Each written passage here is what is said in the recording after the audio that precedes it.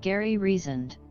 It's not an aroma, a scent, or smell, it's more than the odor that frequents public transportation. But if you add 25 high school football players who have had a prior workout, it's an experience. Key System, the city's public transportation company, provided a means for students to ride to school by adding extra buses, and also provided charter buses for school activities. A designated bus charter for a local Oakland Athletic League football game may have included as many as 4 transportation coaches, one for the team, others for the pep club, cheerleaders, and those residual students desiring to attend. Kick-off time for all OAL games was between 4 and 4:30, just enough time for a Castlemont students to journey across town for the away games, and like most school athletic activities, there were few parents in attendance. Capuchino High School was positioned across the bay in San Bruno, and was a high school football team powerhouse. The disciplined school was a member of the Mid-Peninsula League, which was composed of 7 schools situated from San Francisco to San Jose. Capuchino was ranked the second best high school team in California, and the Castlemont Knights were scheduled to challenge the Mustangs in an unusual night game across the bay in San Bruno. Gary's position as sports editor and staff photographer for the Ye Castle Crier, Castlemont's weekly newspaper, enabled him to take advantage of the football team's out-of-town game transportation, accompanying the Knights on their charter bus. Mounting the Key System transport, clipboard in hand, toting the school's ancient Graflex speed graphic, and a Kodak Brownie Flash 2 camera, this occasion would be a first in photographing the team during an out-of-town game in action.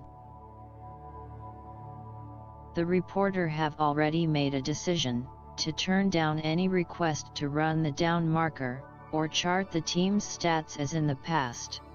As the bus embarked from the school, he was noticeably aware of something different about this excursion, a quietness, hushed tones prevailing aboard the bus. This wasn't the team he knew. Also aboard were many junior varsity players to augment the 25-member varsity team, and in attendance was JV coach, Tom "Tank" Tancredi. Gary's concern about the lack of enthusiasm was building when Coach Carter stood to address the team, and with a minimal number of words, the players and game plan came to life. Gary watched as the Knights in uniform accessed the field end zone, preceded by the pep rallying cheerleading pom-pom group, cascading toward the visiting team side of the gridiron in front of the small, but ardent group of Castlemont supporters. Suddenly a cacophonous sound, and the celebrated Capuchino marching band entered the field. Gary reflecting, the only school marching band he had ever witnessed at Castlemont, was the ROTC band accompanying the corps on the drill field. Directly behind the band followed an exceedingly number of cheerleaders, leading the throws of the Mustang team, but instead of rallying to their respective bench, they proceeded to circle the field, not once, but twice to the accolade of their fans. It wasn't the action of the team that astonished the sports reporter, it was the number of players. Gary didn't count, but he estimated their number at more than 40. He speculated that every big oversized male athlete in the school must be a member of the football team. The game began as the cool, damp night air filtered in from the bay. Gary realized from the inception, this was no quotidian team. The Mustangs players' physical weight was considerably more than members of the Knights, and it was soon apparent, this game would be a callous contest. The first casualty of the game wasn't on the field, it was on the sidelines. Unfortunately, Gary, in his role as a photographer, wasn't fast enough in removing himself from a collision course with an oncoming locomotive named Herm Hutchinson, Gary leaping aside at the last instant, avoiding direct contact, but the speed graphic didn't. In his haste he left it deposited in the path of destruction. He considered switching to the Flash 2, to finish his photo project, but concluded that a clipboard and the written word was safer.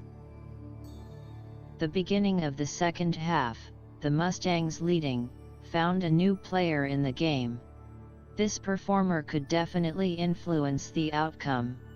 When this uninvited competitor entered the field of play, those attending were oblivious to the competence it displayed. A stillness prevailed as the faction moved into the pigskin arena.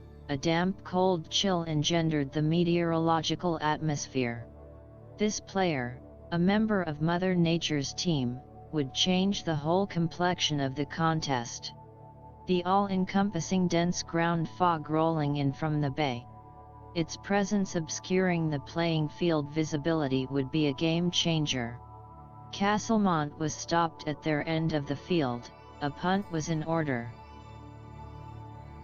The ball rising in accession, disappearing into the fog-enshrouded vault, only to reappear, the Mustang recipient dropping the catch, and the Knights' Gary Rogers recovering the pigskin.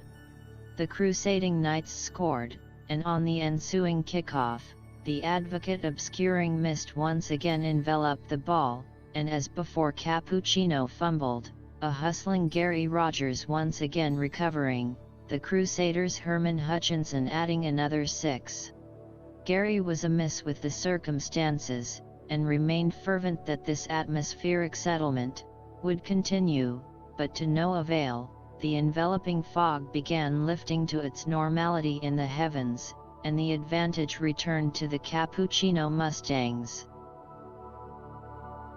The San Bruno home team prevailed 35-19, but Gary concluding, the Castlemont score may have reflected a deprivation of points, but in reality the game was a win for all, because both teams were exemplars of character.